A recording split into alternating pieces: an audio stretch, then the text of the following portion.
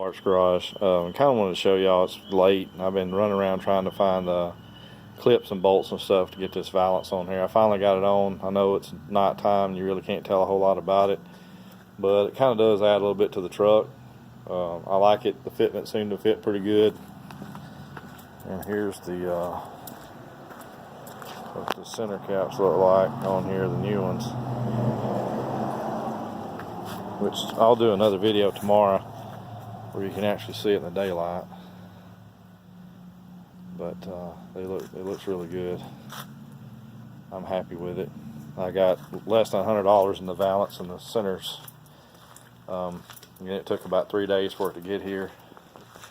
But I'm really liking that valance. Later on I'm going to get a wider bumper. But anyway, just doing a short video of the valance. I may not even release this video. I may just wait and do it in the daylight where you can really tell what it is.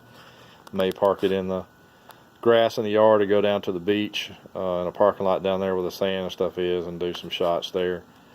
But anyway, if I release this one, then I'll do another one where you can actually see what it done. But this wheel here, I couldn't get the center cap on it because I couldn't get the wheel off because there's a stud that's broke off in the back. It just spins when you try to get it off.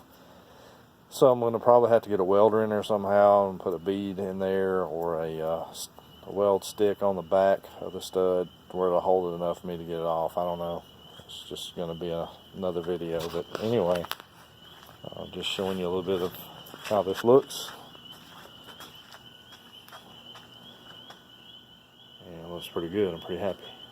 Anyway, see y'all later. Peace out.